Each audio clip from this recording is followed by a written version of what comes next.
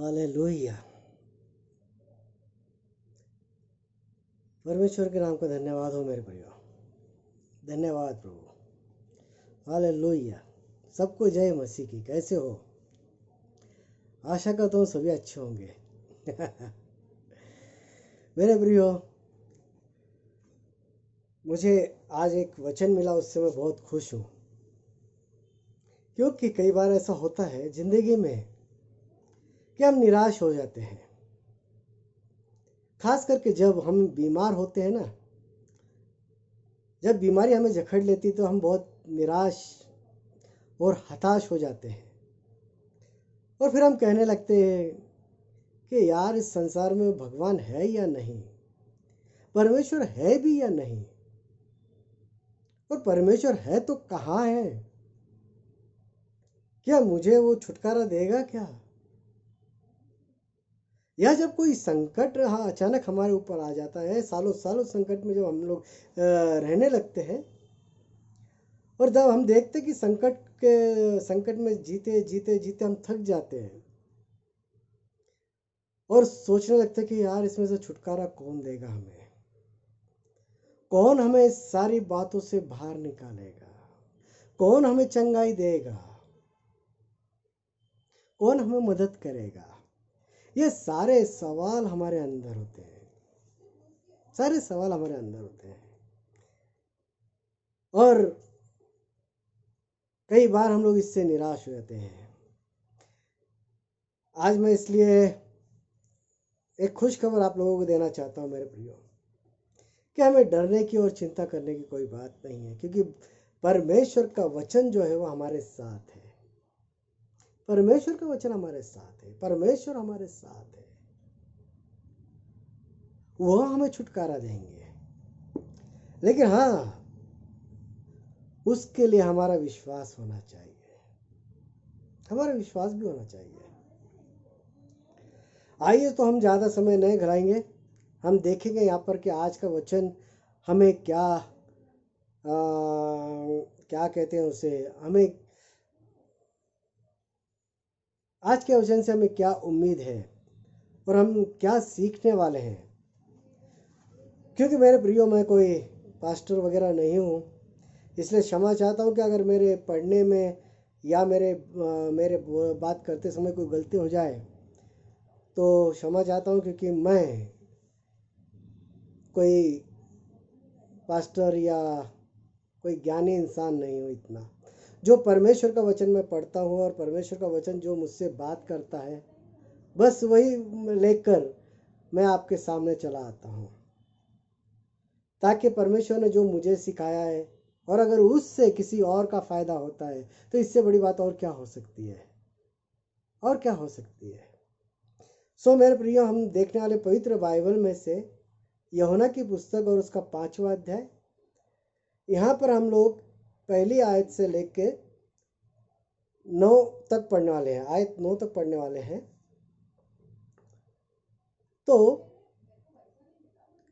इन बातों के पश्चात यहूदियों का एक पर्व हुआ और यीशु यरूशलेम को गया। यरूशलेम में भेड़ फाटक के पास एक कुंड है, जो इब्रानी भाषा में बेतसैदा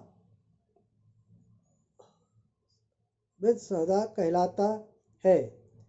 उसके 5 ओसारे हैं, इनमें बहुत से बीमार, अंधे, लंगड़े और सूखे अंग वाले पानी हिलाने की आशा में पड़े रहते थे, क्योंकि नियुक्त समय पर परमेश्वर के स्वर्गदूत कुंड में उतरकर पानी को हिलाया करते थे।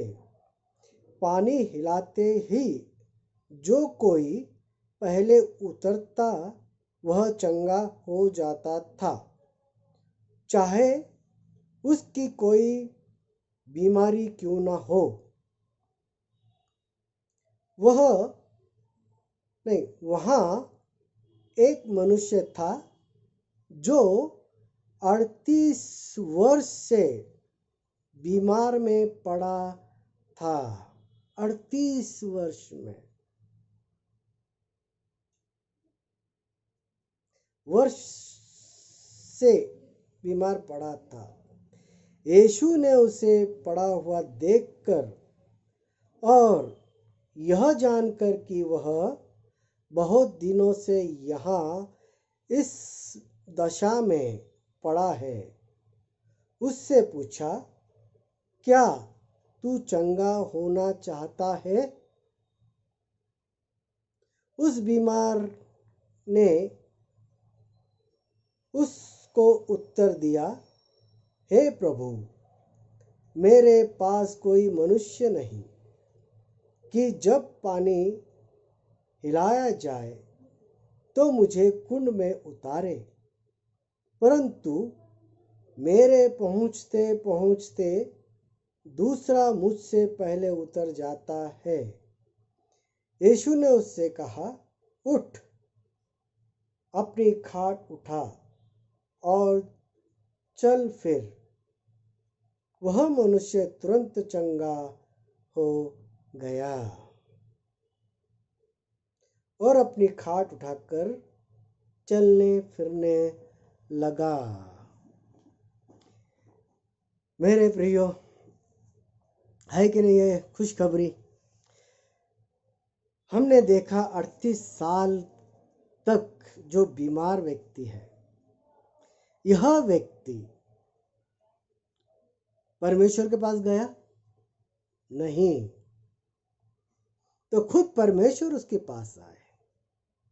हमने देखा कि ईसा मसीह उसके पास आए और उसे चंगाई दी।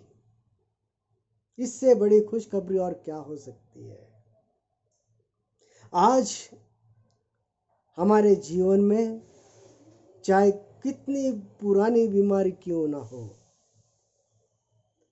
आज हमारे जीवन में कितने बड़े संकट क्यों ना हो, लेकिन हमें आशा रखना है, हमें विश्वास करना है कि एक ना एक दिन परमेश्वर मुझे इस सब बातों से छुटकारा देंगे। इस 38 वर्ष के व्यक्ति को क्या यह आशा थी कि यह इसके जीवन में कभी चंगा होगा? थी क्या आशा? नहीं मेरे प्रियो, इसने कभी इसके मन में भी सोचा नहीं होगा कि मैं चंगा होऊंगा। इसने सारी आशाएं छोड़ दी होंगी। और मुझे लगता है मेरे प्रियो, अगर हम देखते हैं कि 38 वर्ष यानी इसका मतलब यह होता है कि ईसा मसीह के जन्म से पहले से वो बीमार था। ईसा मसीह के जन्म से पहले बीमार था। ईसा मसीह ने कई चमत्कार किए और यहां पर भी चमत्कार किया।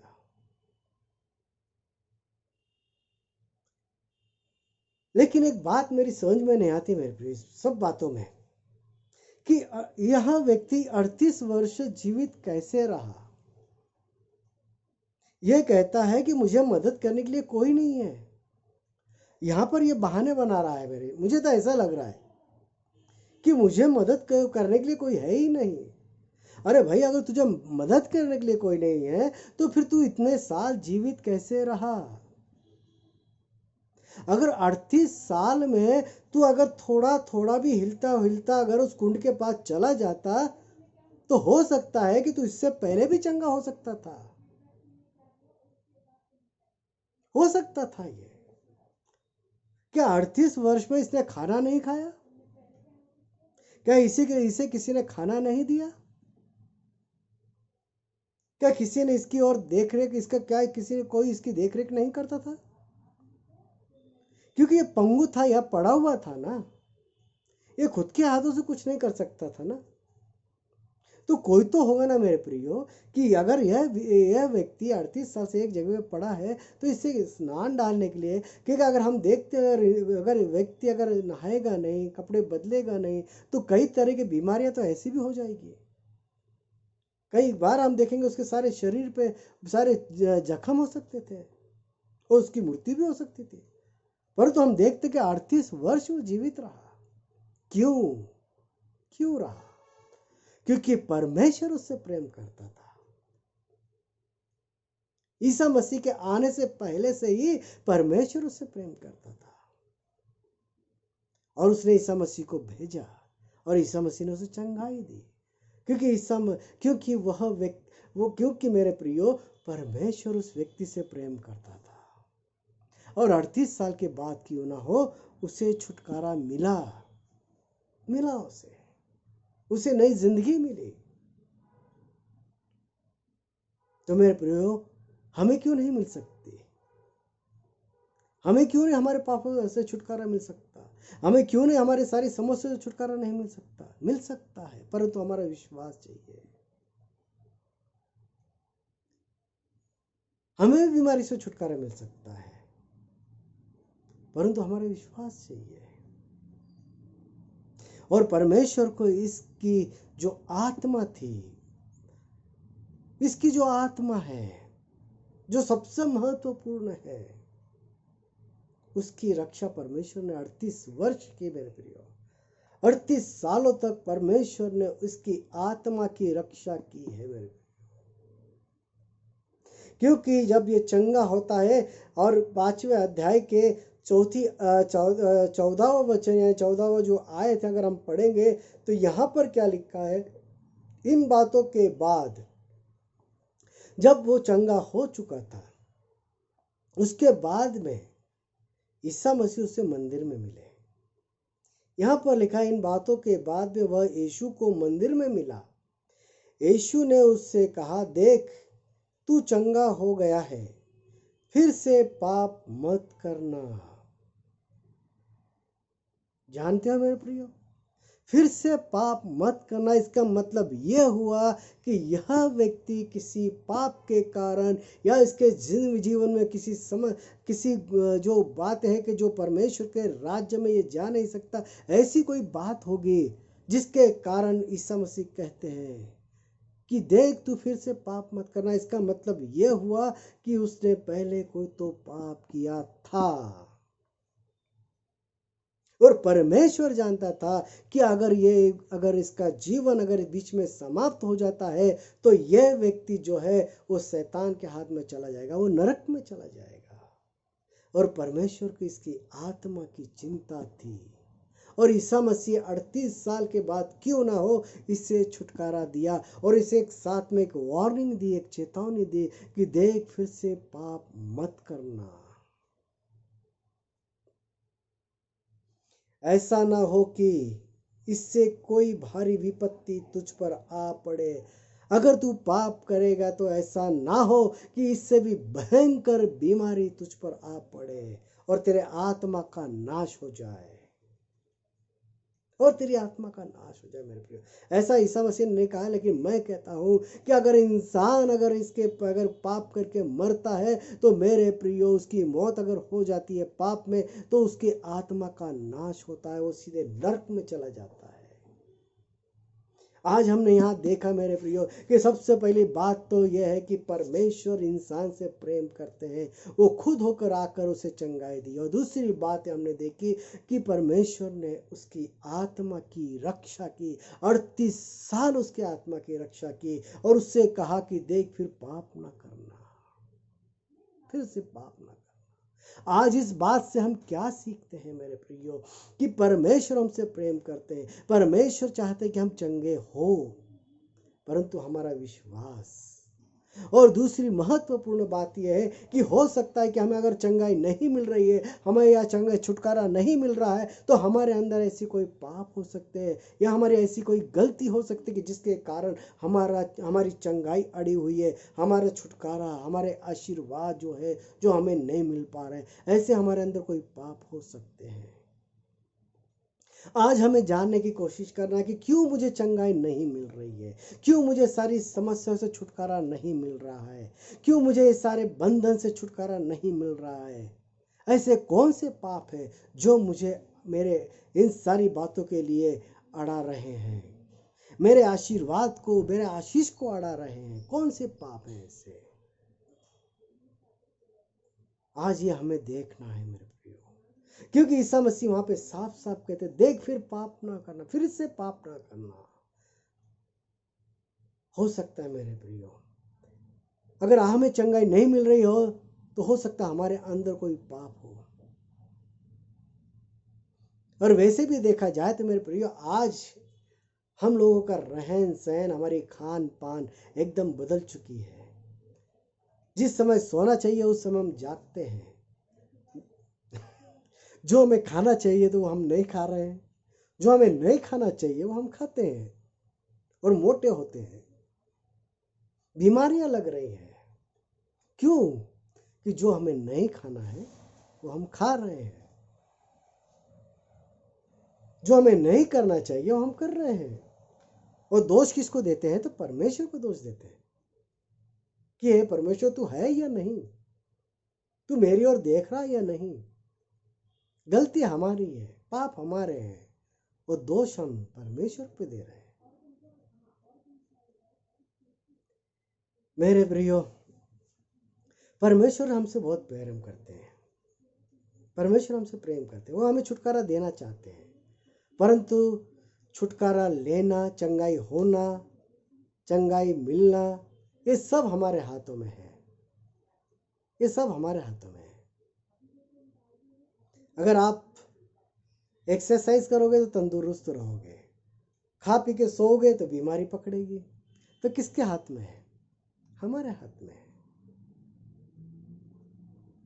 अगर हम परमेश्वर से हमारा जो रिलेशनशिप है अगर हम अच्छी रखेंगे तो हम आशीषित रहेंगे और चंगे रहेंगे। वो भले बीमार भी आ जाए तो हम उससे बाहर निकलेंगे, क्योंकि उसका वचन है ना ऐसा। उसका वचन कहता है, मैं नहीं कहता। जो 38 साल के बाद में इंसान को चंगा कर सकता है तो क्या हमें नहीं कर सकता? क्या कर सकता है मेरे प्रियो। हमारी चंगाई, हमारा छुटकारा हमारे हाथों में है मेरे प्रियो। चॉइस हमारी है। परमेश्वर ने हमें सब कुछ दे दिया है, लेकिन लेना वो या हमारे हाथ में है, या हमारे हाथ में है। परमेश्वर आप सबको आशीषित करे मेरे प्रियो। मैं फिर से कहना चाहता हूँ मेरे प्रियो, मैं कोई यूट्यूबर नहीं हूँ और ना ही मैं पास्टर हूँ मेरे प्रियो। हो सकता है मेरी बातों में कोई गलत हो सकता है, लेकिन हाँ, जो परमेश्वर मुझे सिखाते हैं, जो परमेश्वर मुझे बताते हैं, वही बात मैं आप लोगों के साथ शेयर करता हूँ। परमेश्वर आप सबको आशीर्वाद दे और आपकी रक्षा करे। सबको जय मसीह की मेरे प्रियो। धन्यवाद।